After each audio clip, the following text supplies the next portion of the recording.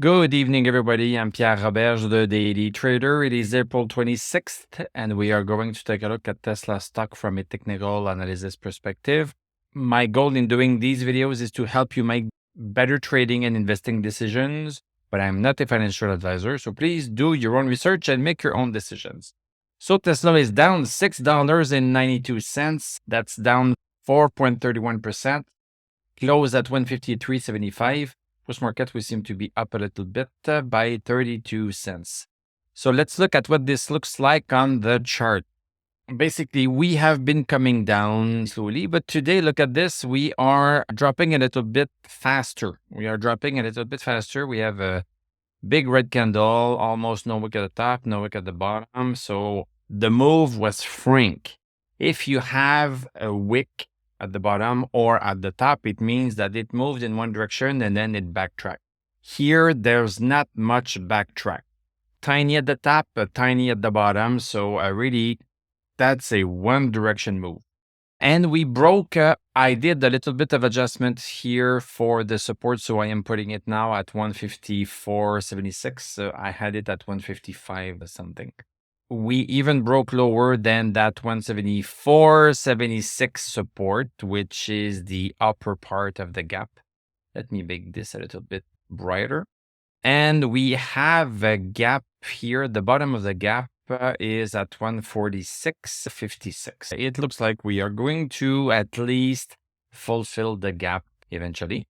Let's take a look at the 1 hour chart. So on the 1 hour chart, the first hour of the day did it all. It just, boom, it just dropped like crazy. And then for 3 hours, it recovered a little bit.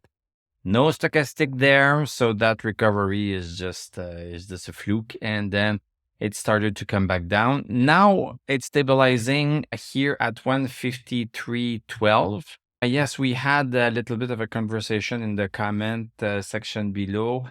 Is it too late to short Tesla? It's not too late, but it's never a good idea to chase something. It could work, but it's risky. So it's better to wait for another little bit of a pattern. So right now we are having this little bit of a pattern. We have a double bottom at 153.12. So if we break that, then this would be a sell signal. Also, what could have happened is that we could have bounced a little bit up to that downward resistance right here and come back down. And this part here would have been another sell signal down to the downward channel support. So maybe there's an opportunity here. And just to tell you a little bit what I did, just to give you an idea, but basically myself, I bought some puts right here when we dropped down after the earnings last week. The puts were at the money and I kept them over the weekend. This is a little bit risky, but I kept them over the weekend and I sold them today. This morning. My expiry date was this Friday. This was coming up fast. And with this great move down first thing in the morning, going from near the bearish channel resistance down to even breaking support after the first hour, this was enough of a good move for me to just sell and get my profit. Okay, in terms of the indicators on the 1 hour chart, everything is very bad. Even RSI is getting oversold again. It was oversold at the beginning of the day. Then it recovered a little bit and now it wants to become oversold again. Being long Tesla is not the best choice right now. Let's go back to the daily chart. If we look at this downward channel that we are in, we still have some way to go to reach the support of the downward channel. There's still some room. We could be reaching eventually 136, depending on when this is going to happen. It's possible that we reach between 130 and 136.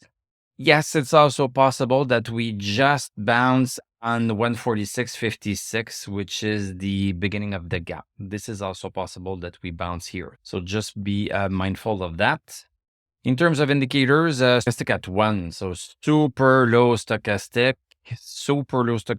RSI even on the daily chart is oversold.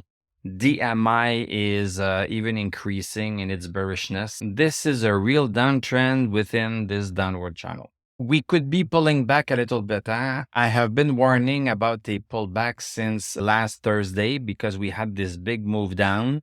But no, the stock continued. And today, with this further move down, we could be due for a little bit of a pullback at some point.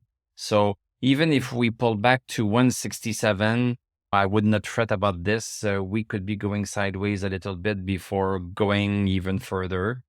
Let's take a look at some Tesla news. Tesla makes its controversial yoke steering wheel an option with a $250 premium. And this is now an option. I think people did not like it too much. I'd never tried it. In terms of global electric car sales, explosive growth in numbers. The share of EVs in total car sales globally jumped from 9% in 2021 to 14% in 2022.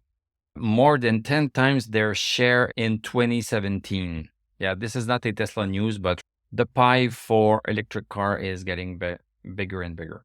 There has been a Tesla Cybertruck sighting that brings doubt about the design. What do you think? Based on the comments on the sightings, it appears that many people are concerned by the front end of the Cybertruck. It looks a bit short and rounded on this sighting. Yes, okay. Okay, yes, maybe this is news because if I look at that picture, I don't think there will be much of a frunk on that Cybertruck.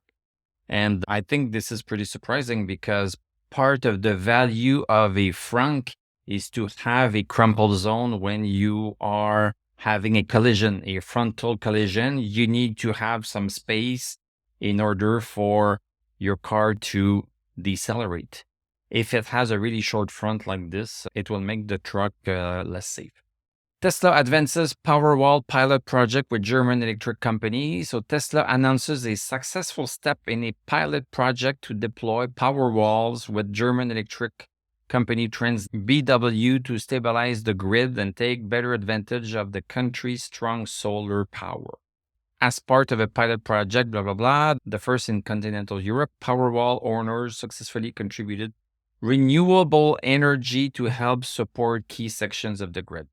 Okay, this is interesting. If you have a power wall and the grid needs to be stabilized, yes, it's perfectly fine if you have a power wall to allow your electricity to be used. I think they should be compensated for that because you are cycling your power wall, which has a limited life. So if people get some money out of it, it's perfect.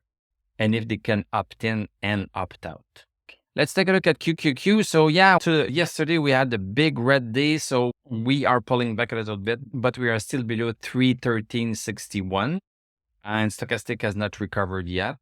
VIX is not coming down. It's stabilizing itself. It's even up by 0.09 and stochastic is at 51. This is the second day it has been above 1854. We should give that a little bit more credibility. Maybe it is going to stay above 1854 for some time. Dow Jones, oh boy, look at this. Another big down day for Dow Jones, and we just lost stochastic over 60. So next up is 32,874. That's pretty impressive. S&P 500, also a down day by 0.38%, and Tesla was down by 4%. Wow. We are en route for 39.93. Nasdaq a little bit of an up day, so we are bouncing on 11,834. We are bouncing on that, but stochastic is not there yet. We are going to have to wait for a couple of candles to see what really happens with this chapter. Let's take a look at physical gold. Okay, gold is down 0.64%, so we had climbed above 1556. We did not have stochastic over 60, so we could not believe that move yet, but I was hopeful. But no, with this candle right here, red candle, and stick is even going further down at 20. So even gold is not doing well. And silver, it's basically stabilizing a little bit, last stochastic over 60. If it breaks 841, it would be a sign to get out.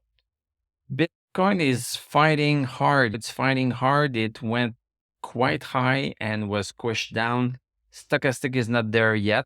I prefer to see an index or a stock trying to get higher and higher like this. Yes, it has been squished by the sellers, but at least it's trying. It's better to see that than to see a very small candle.